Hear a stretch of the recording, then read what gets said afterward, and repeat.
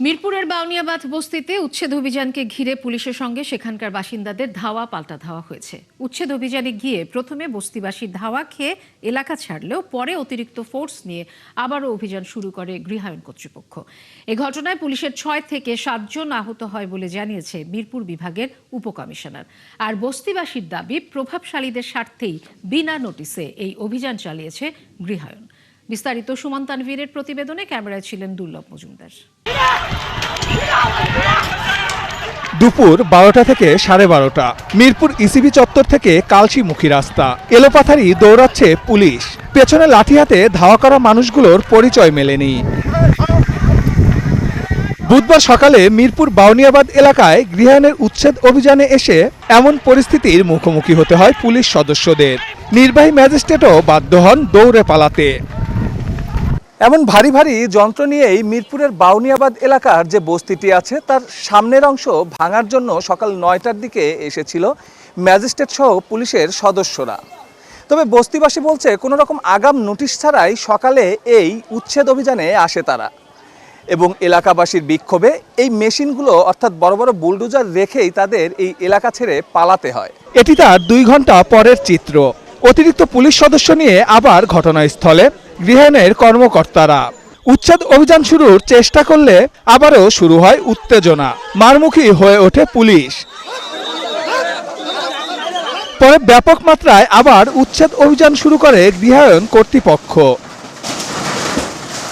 তবে বস্তিবাসীর অভিযোগ, আগাম নোটিশ ছাড়াই করা হচ্ছে এই অভিযান। বাসা কিংবা প্রতিষ্ঠানের একটি জিনিসও সরানোর সময় পাননি তারা। আমগোটা স্যার ভাঙ্গুক, কিন্তু স্যার একদিন তো সময় দেয় স্যার, মাল বাইর করে না মানুষ। তুমি কেমনে দিবা ঋণ ভাই? তুমি কিভাবে দিবা কিভাবে দিবা? তোমার সব পাশে কেন দাঁড়াইবো? তোমার তো কেউ নাই। ওই সাইডে কি গাঞ্জাম হইছে আমরা জানি না, ঠিক আছে? আমরা সবাই জানি মাল সামানা সব শেষ, কিচ্ছু বাইর করতে পারিনি, কিচ্ছু বাইর করতে পারিনি। এখন এগুলা মানুষগুলো কই যাবে বলেন? একটা রাজ্যে থাকবে মানুষগুলা, এরকম তো থাকার কোনো জায়গাই নাই। এ বিষয়ে জানতে অভিযানে উপস্থিত গৃহায়ণের যুগ্ম কমিশনারকে প্রশ্ন করলে সাংবাদিকদের ওপরেই তেড়ে ওঠেন তিনি। সোরহাব হোসেন নামে এই কমিশনার নিজের নামটি পর্যন্ত বলতে চাননি। পরে উপস্থিত জনতা ও সাংবাদিকদের রোষানলে পড়েন তিনি।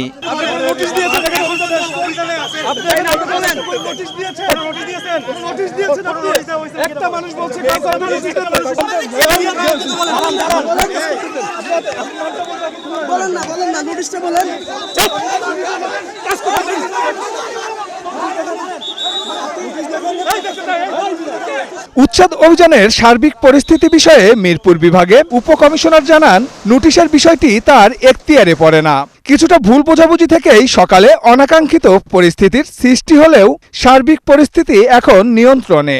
প্রথম দিকে ভালোভাবে শুরু হয়, একটা পর্যায়ে এখানে স্থানীয় লোকজন যারা আছে, যারা মনে করতেছে এই স্থাপনা ভাঙ্গার ফলে ক্ষতিগ্রস্ত, তাদের প্রতি একটা প্রতিরোধের চেষ্টা করছে, এবং একটা পর্যায়ে পুলিশকে বা নির্বাহী ম্যাজিস্ট্রেট যারা ছিলেন, যারা উচ্ছেদের কার্যক্রম তাদেরকে বাধা প্রদান করছে। মধ্যাহ্নভোজের পর আমরা রিইনফোর্সমেন্টও করেছি, অতিরিক্ত ফোর্স এখানে নিয়ে এসেছি। এখন মধ্যাহ্নভোজের পর থেকে এখন কার্যক্রম যেটা আছে চলমান আছে, এটা ভালোভাবে আছে।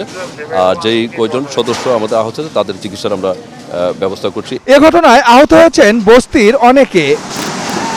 দেখেন অবস্থাগুলা, এই যে আমার আড়ুটার ভিতরে বাড়ি দিয়েছে, আমি মনে হয় যে আড়ুটা আমি আটতে পারতেছি না। সুমন তানভীর, 71, ঢাকা।